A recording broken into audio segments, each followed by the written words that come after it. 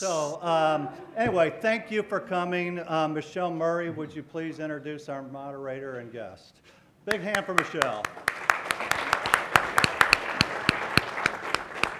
Thank you, Tom, and thanks to everyone on our committee who really did a fabulous job. We really put this event together pretty much in short order, so especially thanks Soren, who's on our panel later in the afternoon. As Tom said, I'm Michelle Murray. Tom and I co-chair the Education Committee for MVF. We're both also board members, and I'm the founder and managing director of my own firm called Segway Partners, and we provide accounting and financial resources to venture capital firms, private equity firms, and also entrepreneurs. But panel A today, between 2 and 2:50, we're going to talk about starting a company from light bulb idea to a viable company. Where do you even get started? So thank you. First, we have our moderator, Francis Chemelaire with I-10, Cliff Holcamp over there with one of the local venture capital firms, Cultivation Capital, Christy Maxwell with the Center for Emerging Technologies, PJ, who's actually with the Balsa Foundation. I want to make a correction. I apologize in the bulletin here. The Balsa Foundation actually helps with starting ideas with entrepreneurs, providing them a road map, and they also actually provide cash grants. So thank you, PJ. And the fans in the crowd. And finally, but last but not least, Emery Toker with Scandalera Center, part of Washington University. So Francis, I'm going to let you take it away. Okay. All right. Thank you, Michelle. Thank you, Tom. Everybody hear us okay in the audience there? Thumbs up. All right. Great to see some new faces here. Great to see the crowd. As you heard the captain's log, we're going to chat here with this distinguished panel for about 30 minutes or so, but hopefully that stokes some questions in your minds. This program is really about you and your entrepreneurial journey. As my friend and colleague Travis Sheridan likes to say, this is about serendipitous collisions. I like to say entrepreneurship is a collision or a contact sport. So there's a lot of information on the internet, and you've heard a lot about the ecosystem. We're actually going to meet some people that are working in the ecosystem, working in great organizations to help drive entrepreneurship and innovation in St. Louis. So this is an interesting opportunity for you guys to ask them some general questions. We're going to chat for a little bit with this group, and hopefully it sparks some conversation for you guys later as well. So, guys, thanks for being here. If I could start, and maybe Emery, I'll start with you a little bit. If you guys, can talk a little bit. We heard about the organizations you're a part of. In a brief elevator pitch, what does that organization do? What specific things do you do for entrepreneurs in our region? Sure. So we have 3 sets of clients, so to speak, that come to the Scandalera Center. One of them is students, the other one is faculty, and the third one is community in general. And we have 3 missions. The first one is to engage people in entrepreneurship.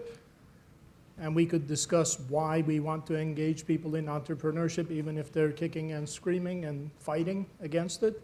Then we provide venture-specific practical training through a series of business plan competitions that one can choose from, different flavors of business plan competitions, some of them open to the community.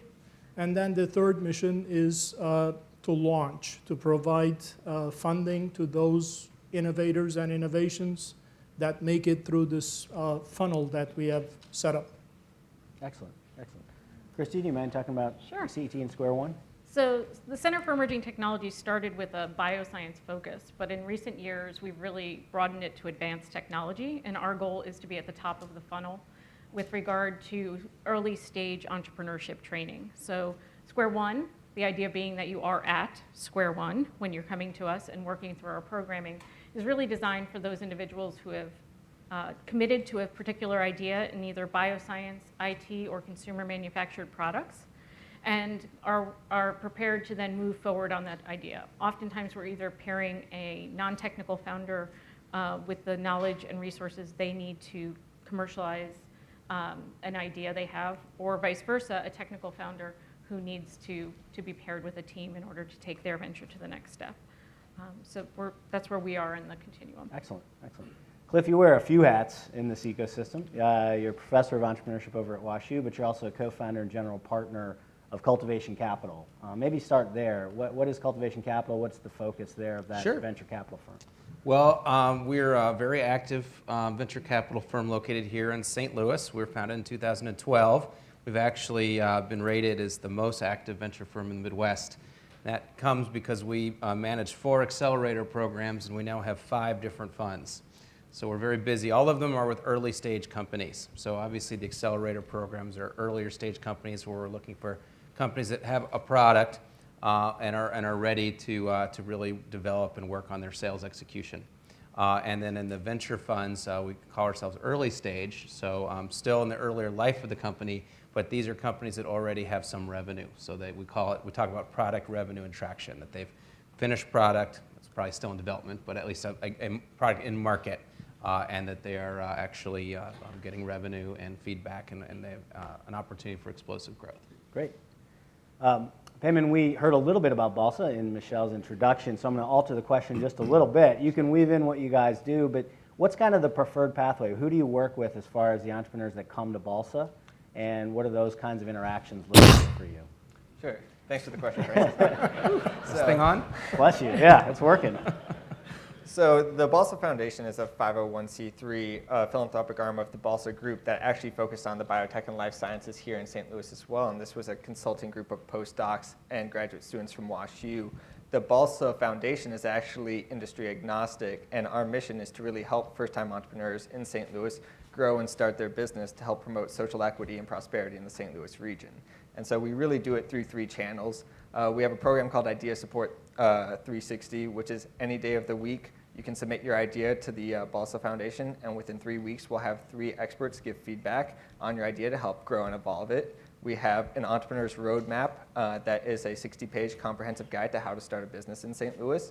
We actually partnered with Harry Orator and BioSTL, who you'll hear from later today, to write one specifically for the biotech and life sciences area as well. And then our final bit, which you heard the woo for from Lizette earlier, is the Balsa grant that we give out twice a year, and these are $1,000 to $5,000 grants, as well as in-kind donations from things like legal consulting services from Polsinelli and other supporting groups in the region to help people grow their businesses. That's great. So, Christy, maybe I can start with you as well. Similar type question. Square One, which you talked about earlier, and the topic of this panel is sort of, the light bulb to viable companies. Square One seems like it's really tailored as a program to do that. How often do you offer that program, and can you talk a little bit about that in terms of the structure? When I started with the program just about a year ago now, we did a 10-week boot camp. That was really the cornerstone of the piece, and that continues to be the foundation of the work that we do. So starting July 1, we'll be opening applications for that boot camp. It's 2 nights a week for 10 weeks from September to December. Harry Orator happens to be one of our track leaders, and we also have track leaders in the consumer manufactured products and the IT space. This spring, we added Square One Ignite, 2 shorter 4-week programs. We did not take 10 weeks and shove them into 4. Instead, we really just chose to focus on the business model canvas and validating the idea. That in and of itself could be a 13-week process. So again, we don't necessarily do it justice in 4 weeks, but it's certainly not fair to leave our entrepreneurs wanting for content and support for one time a year in the fall. So we really felt the need to bring an Ignite program.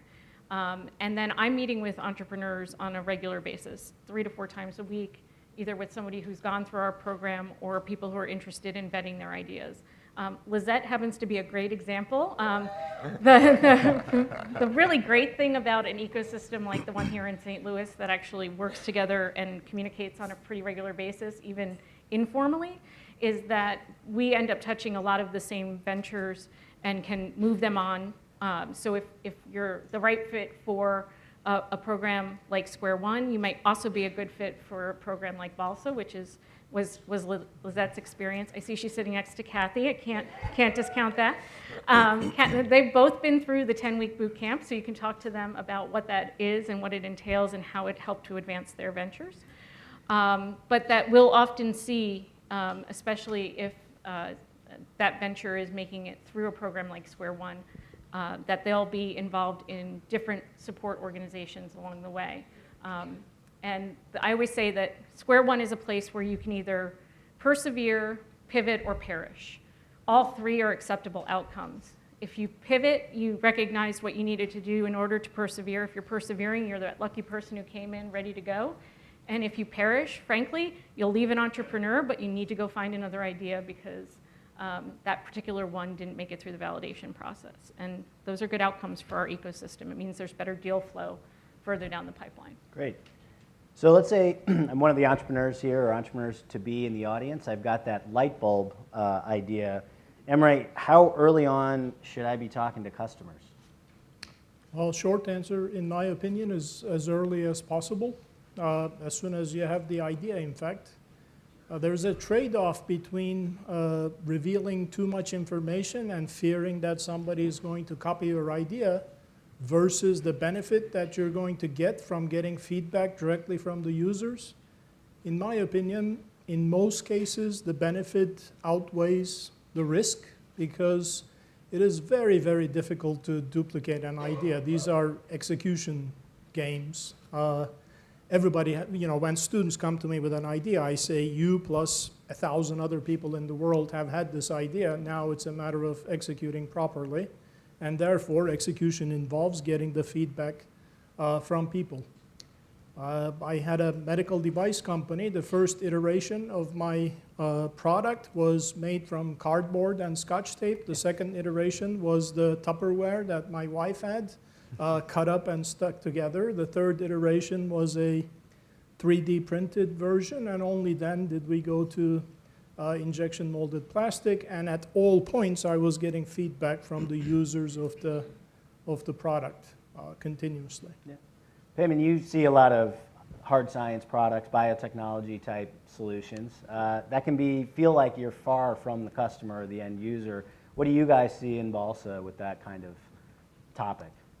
Sure. So and Emory touched on this a little bit, it's never too soon to test your product concept by talking to the customer and actually understanding what their pain point is. And so something that's pretty pervasive in the entrepreneurial community right now is doing things like a customer decision journey and understanding what someone's actually going through when they're experiencing the problem that you want to solve.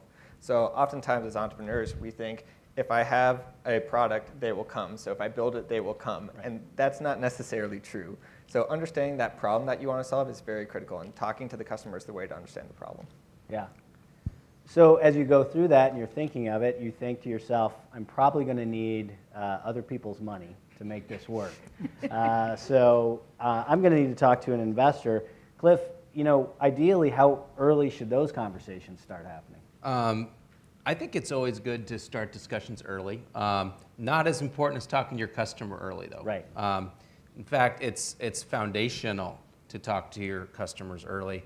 Their input needs to shape how your product is developed. In fact, that is the advantage that an entrepreneur has against a big corporate competitor. A big corporate competitor is already locked into the decisions they made long in the past. And as an entrepreneur, you have the opportunity to start from scratch. And that opportunity means you can be more responsive, you can be more reflective of the customer desires than what is currently out in the market. So we also actually, in evaluating opportunities, are looking for customer feedback. So the way we make our decision is how well do we think this is reflect the desires of the customers. And we look at that from several ways. There's a concept that we talk about a lot called product market fit. And it's really a race in getting to product market fit before you run out of money, right? So the sooner you can get to product market fit, the less money you waste along the journey to get there. So having your customers help you develop your product will be sure that you'll get to product market fit right away. And if I could just drill down a little further on that. So, if somebody were to approach cultivation early on in the concept phase, what would that look like to be most efficient with their time? I mean, is that something where you guys could give some feedback and give a roadmap of what they need to do? So my advice is nuanced in this area, and I'll speak more to the advice I give my students at WashU, is first I say never pitch until you're ready, because you don't get a second chance to make a first impression. Right. And people form opinions and get so stubborn on those opinions. Once they think they know something about you, it's really hard to change that. And in the life of a startup, 6 months ago was an eternity ago, right? And so it's a difficult thing to try to unconvince somebody of an opinion they formed 6 months, a year, 2 years ago. So on one hand, I say never pitch until you're ready. On the other hand, I believe that you should get as much counsel and advice as possible, as Emory is discussing, right? That more entrepreneurs are damaged by lack of feedback than are damaged by revealing too much secret sauce.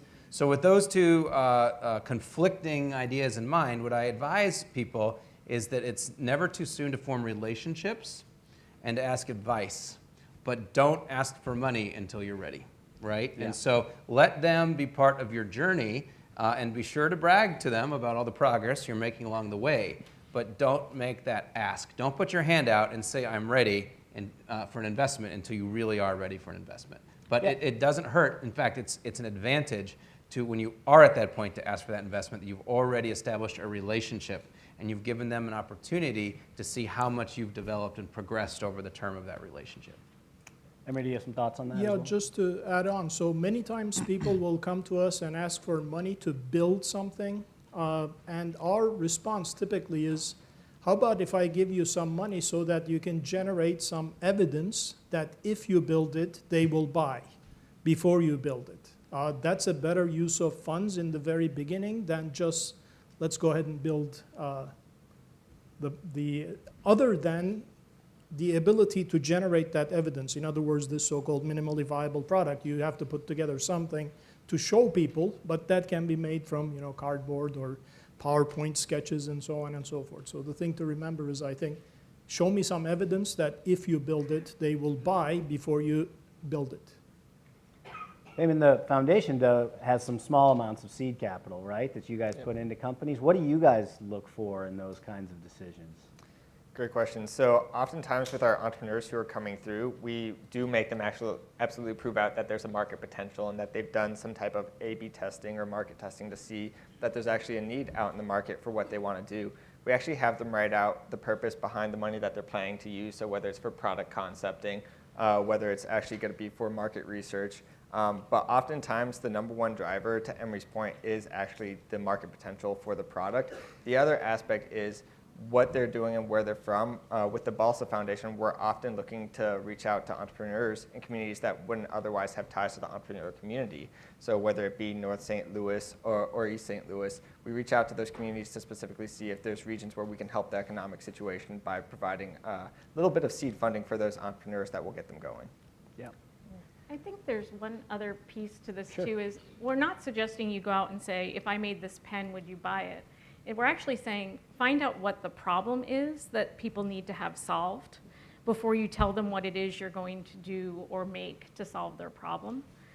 Because often, very often, we have our entrepreneurs come wedded to a solution, only to find out that it's not actually a problem for anybody, or it doesn't actually solve the problem in the best way possible. So we encourage you to talk to people and find out what their problems are. How do they need it solved? Why do they need it solved? Who is it the problem for the most? Because those are the most likely customers. Those are your early adopters. Those are the people who are already cobbling something together to make it work right now anyway. And if you can really come up with that solution, that's what's going to make that product market fit. Not creating this wonderful thing in isolation and then going out and finding somebody for whom it's valuable. So we all say talk, but also listen. It's far more important that you listen to who you think your potential customer is, find out what they're thinking, or learn that there's actually a different customer altogether, and then go build your prototype out of cardboard or PowerPoint or sketches, than to get all of that perfect and then go out in the world and try to make it fit into a market. So just It's an excellent point, yeah. So Dr. Fraley in his opening remarks mentioned the need for a team, right? A quality team when you're talking about a startup idea. And a lot of the surveys that we do of the entrepreneurial ecosystem at I-10, funding is kind of a number one paramount concern, but I'd say 1A is talent. I have a great idea. My family thinks it's a great idea, but I don't know who else thinks it's a great idea, and I know I'm going to need additional talent to sort of round out my team. So this is sort of an open-ended question, but how do you source that talent, or how do you figure out what's missing from your team when you think about these early stage ideas? I'll just throw it out to anybody who wants to start on the talent question here in St. Louis? Well, usually those relationships come through your network. And so I would, and there are formal and artificial ways to help with that, but none of those work as well as the network you develop on your own. So I would argue that therefore you should be out there trying to develop the best network possible. If you think about when a large corporation launches a new product, and you're thinking about the strategies that they're employing when they're trying to figure out how to launch this new product, they think about how can we leverage the assets of our business to launch this new product? How can we leverage our marketing expertise, our distribution channels, our manufacturing expertise? How can we take all these elements to give us an advantage in the market? Well, as an entrepreneur, you don't have any of those assets or resources, right? So you don't have a company to draw upon. You have to draw upon your own network. So your personal network are the assets of your business. And first and foremost on that list is HR, right? Is finding whether it be co-founders or team members. And so I would encourage you to do things that increase your network. That starts with talking to people about your idea, like Emery kicked off the session talking about. I strongly suggest people work in co-working spaces, to be in a place like T-Rex or CET. I think, and picking a co-working space that matches the type of industry or product that you're in, and being in one that provides you with the strongest network for the type of business you are, not necessarily the one closest to your house, but the one that is going to give you that right network and help develop those relationships. It's showing up at events. It's coming to places that might be unfamiliar. Most of the events at WashU are open to the public. The public just doesn't think or know to come, for example. So I'd say it starts with expanding your network and doing everything you can to increase that and build that so you can network your way to assets. I'd like to hear from everyone on this. Sure. Payment. And I'll build on Cliff's comments. Another great place to build that network is at Venture Cafe, if we haven't plugged it already. But the other aspect here is you think about what you actually need to run a business, and people will say, well, I need a finance guy, I need a marketing guy. And they'll think about the tactile things that they need for a business to be successful. But what we often see is that there's a confirming bias with the people that we start businesses with similar personalities to ourselves. And so what I've seen successful companies do in the past is have a lot of diverging opinions. So if you have someone who is really critical about the idea that you're trying to push forward, that's probably your greatest advocate in evolving that idea to the next stage. So we oftentimes want to go with our friend and start that business with the person next door because we get along great, we have a great relationship, this could be the best business ever. However, you're never going to question the things that need to be questioned about your business to help it grow. So avoiding that confirming bias can be done by, to Cliff's point, expanding your network and getting those different perspectives out in the community. Christy or Emery? I would say that also to look at it from the perspective of the professional who's already in a corporate setting, you are all potential startup team members. And that doesn't mean you have to quit your job, but as mentors, as subject matter experts, as advisors, the first person any founder has to sell the idea to after themselves and their spouse is the first person they bring on the team, whether that's a volunteer, somebody who says you can use my name as part of your advisory team, or who actually will sit down and vet those ideas with them. And so that has to be, you have to really understand what your product is, what your company is, to engage those individuals. I also hear people say a lot of times, I know who I would want for that role, but there's no way they're going to come work for a startup. You don't actually know that. So think about the talent you want and think about how you're going to build the network to get there. Because just like with any other network, I don't want to get the first call from you when you think you're going to recruit me to this really risky enterprise. I want to be getting to know you along the way, understand what you bring to the table, understand how I might fit with you, and move forward on that. So I think it's a combination of knowing who you want, understanding what you're inviting them to be a part of, and then also the people that you're out there meeting, give them more ways to engage with you. Say, really, I just need to be able to call you quarterly and tap your brain on this. And the more invested they become, the more likely they are to open their network, and that network will open their network, and you'll find the people you need.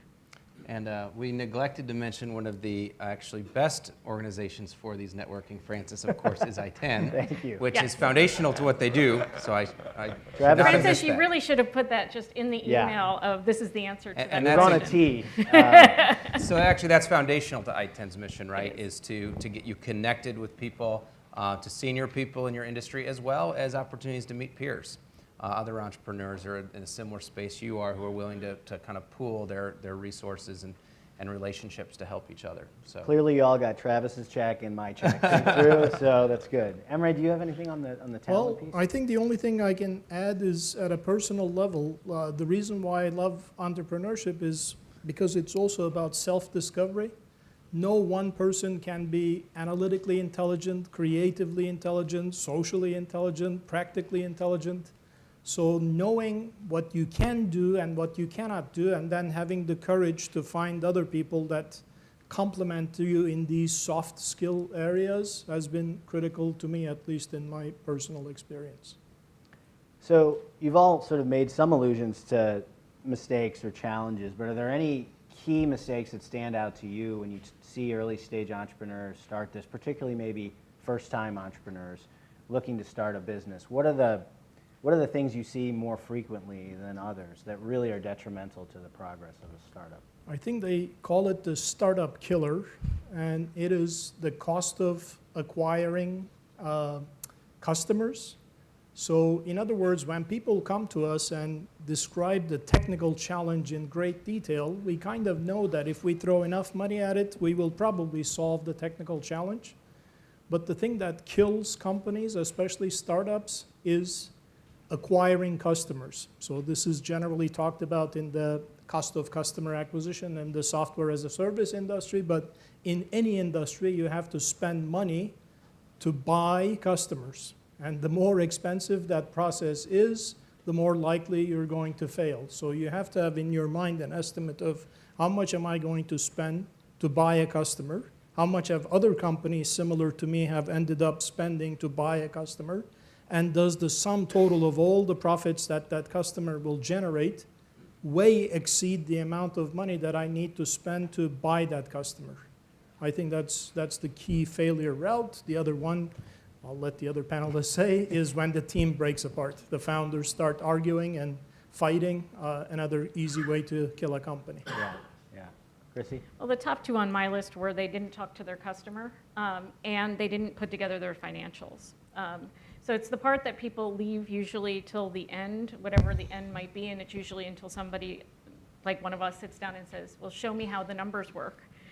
Because they haven't sat down and figured out the cost of customer acquisition. They don't know what kind of runway they need. They might have a few different options. They could license, they could do a joint venture, they could go to market on their own, but they haven't evaluated the costs or benefits of any of those strategies.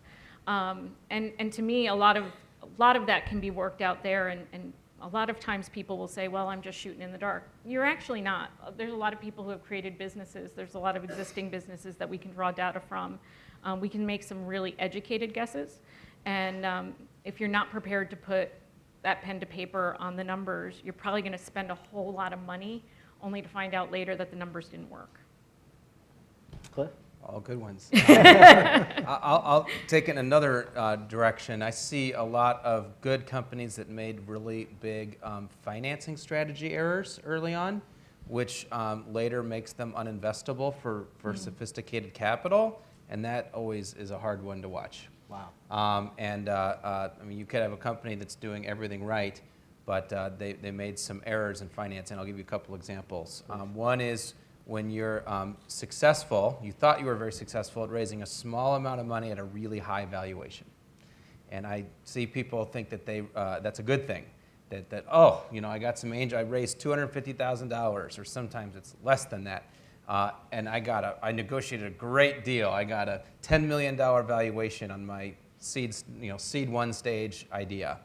And I'll tell you, you can find angels that'll don't really understand investing and will give you really, really good deals.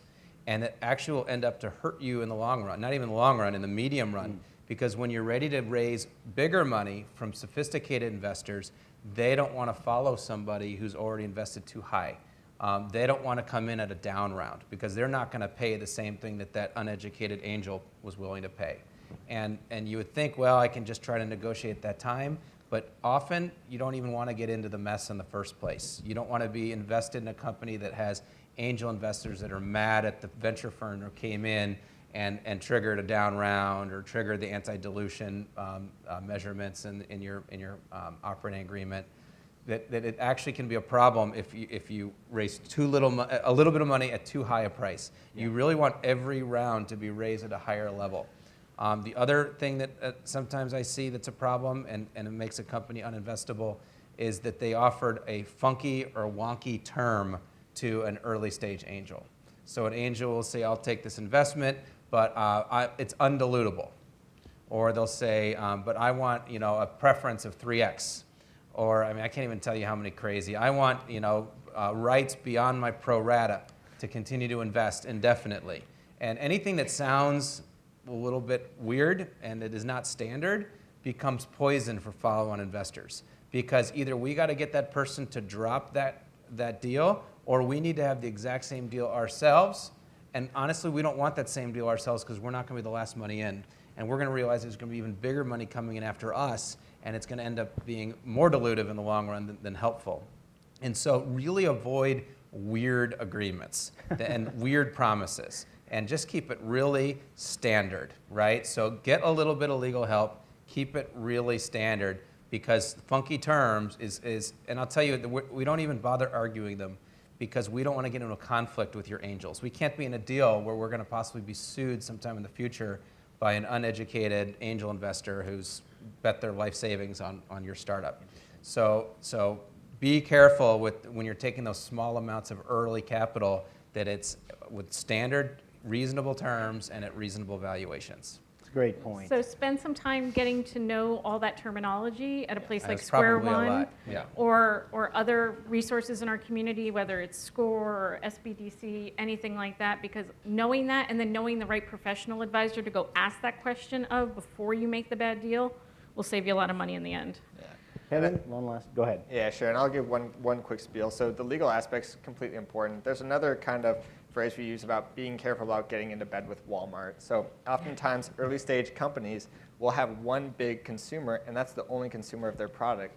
And now all the power is in that consumer's hands. So when you work with a company like a Walmart, or many of us have iPhones in the room, we were all supposed to have sapphire screens on our phone, but the company that did that went out of business because they couldn't handle the legal contractual obligation they had to Apple, and they went from $1 billion valuation to a zero valuation, and they went bankrupt. So you have to be careful about that one big consumer and making sure that you're actually getting the value for your product and not pushing your margin too far down for a big order. And just really quick to add on to that, from an investor perspective, if you get all of your revenue from one big client or 2 or 3 big clients, we're not going to put high value on your company because of that risk. So it not only is risky for your company, but investors recognize that risk and won't want to invest. So sometimes people are very confused. They're saying, I've got $1 million contract, yet nobody wants to invest in my company.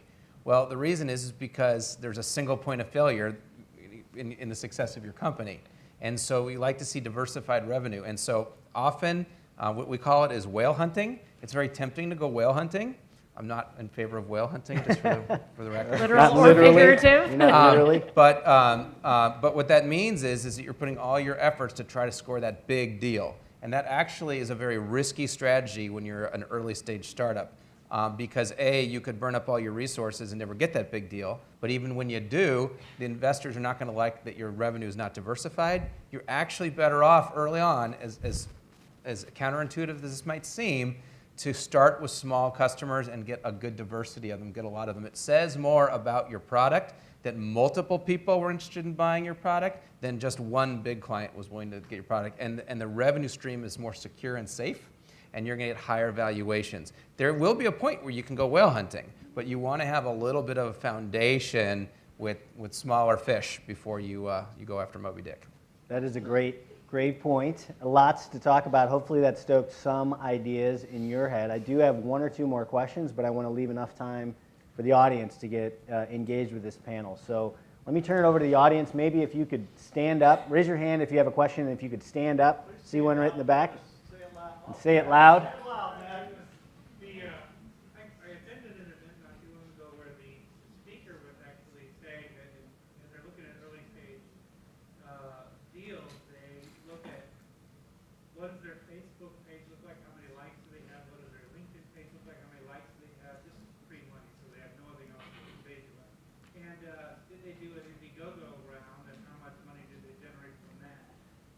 something anybody really, it was an interesting thing, I'd never heard that before. So kind of speak to those indications of other people liking So something. social media likes and indicators of a company, if everybody didn't hear that, if that's an important factor. It's for- one data point.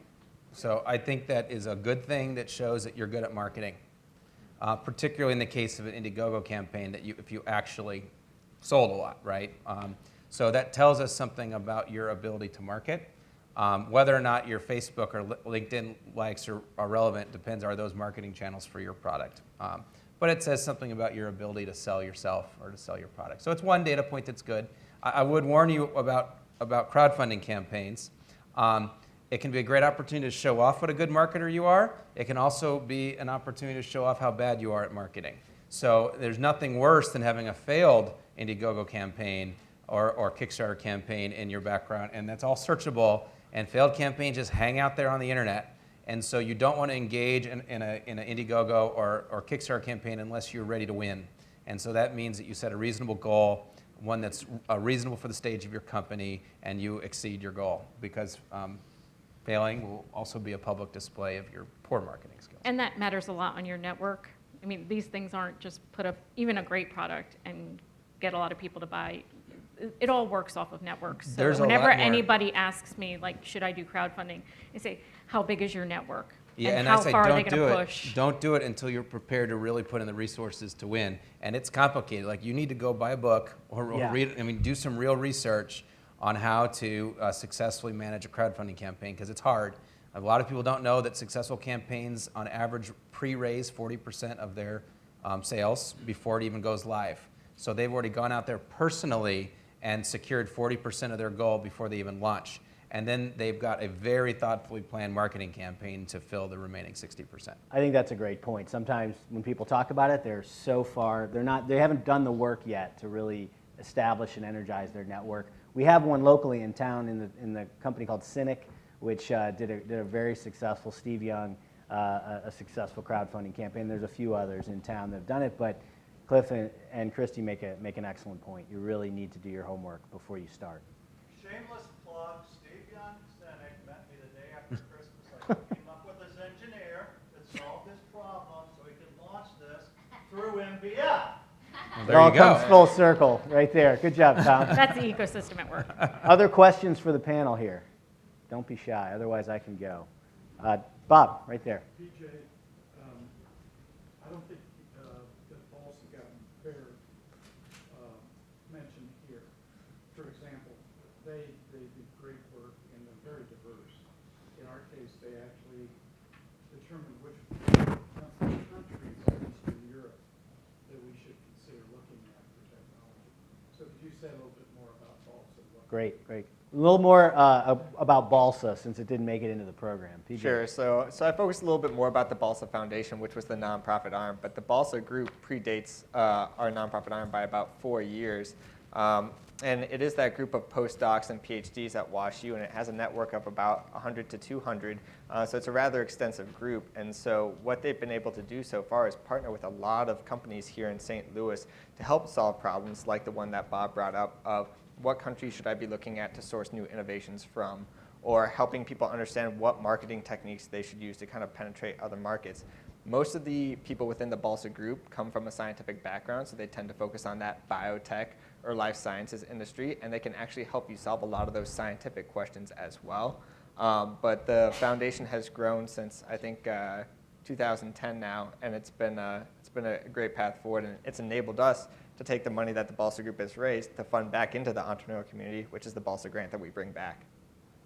Fantastic group. I saw a hand right there in the middle. Yep. Yeah, I'm going to ask about a company that's creating a product versus a platform. Sure. So with science and technology, we're often not creating a product for the public, but sell to other companies. Right. So how do you go about figuring out the cost of customer acquisition, whether there's other companies willing to buy your product or your platform? So the question is about a product development company selling to other companies. Is that correct? And how do you figure? A platform development as opposed to a product. Yes. Platform development and selling it to other companies. Any of you guys have thoughts on that? Well, I'm unclear on the question. So is it a platform or a product? Platform.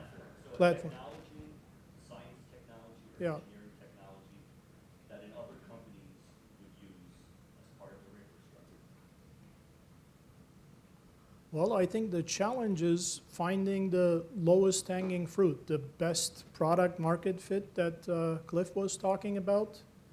I'll give you a very quick example. So a scientist came to us with a pen-like device that is used to measure the pressure of the eye over the eyelid. So that's for glaucoma, detecting glaucoma, and there was all kinds of problems associated with it. And then we were able to come across, and this will come to the point of networking, that a better application of that platform technology was building in the pressure sensor to the gloves of first responders for doing CPR to determine whether they were applying the correct amount of pressure or not. Now, as a scientist, you develop the pressure sensor, and you're desperately seeking for the best application of it. It's impossible for you to know, or very difficult for you to know, which application is going to be the best fit, and therefore this interconnectivity of ideas so that we can get at solutions that matter. So I have, And- yeah. Go ahead. I would say I have another perspective on it. So many of you in the audience are probably very familiar with Amazon, right? Started off as a book company online. Now they sell just about everything, but they also have Amazon Web Services, which is kind of cloud computing and cloud services that are available to many companies. Monsanto uses it, many other companies use it, and that's a platform that they sell. Oftentimes with a platform, if you want to prove that it can be successful, it's harder to talk to a company than it is to talk to individual people with the problem. So you need a couple of companies that you can partner with early on and maybe give them that platform for free to prove out that concept, to really show the value for other companies to invest.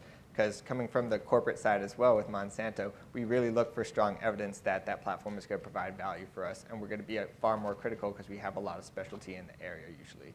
So that would be kind of my advice from that perspective. So the more you know about those companies and what their pain points are, that's going to inform so much of that, because then you can speak their language and really get at what are you already spending to try and solve this problem, and how much time and what kind of resources are you already throwing at this, and here's what we can bring you, and the value. You're really, in all the scenarios, you're talking about what value you can bring. What is the value? Good point. Another question? Yes, right here.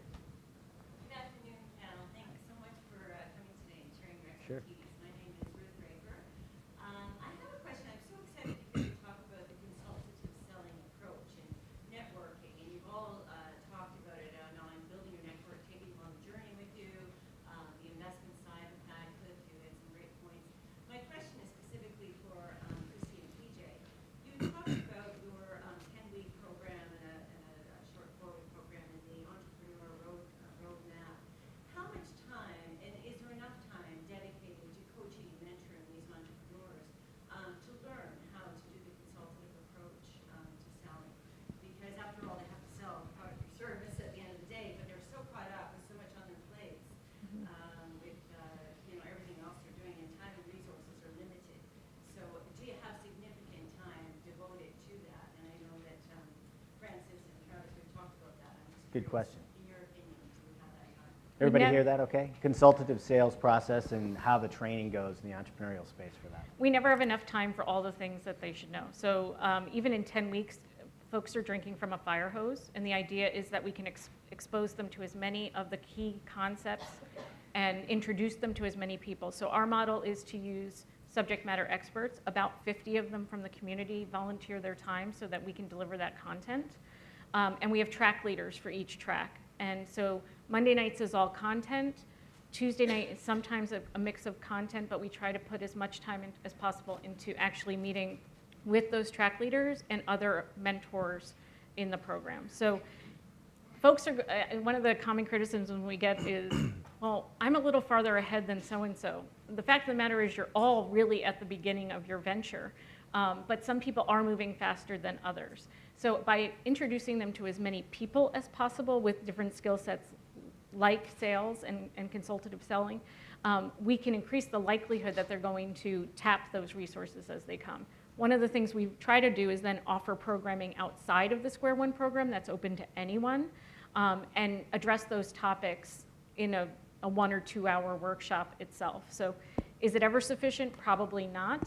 but it's definitely the approach we're taking to the market. And when they come back and ask, for our advice and support, we're always going to bring them back to certain fundamentals, and that doesn't necessarily change. PJ, if I could, we're running close on time, so I want to get you. Anybody else, we need to wrap that up, sorry. Yeah, PJ. Sure. So what you see with Christy and I is really just scratching the surface. So there's other communities, so Grace Hill, Prosper Women's Network.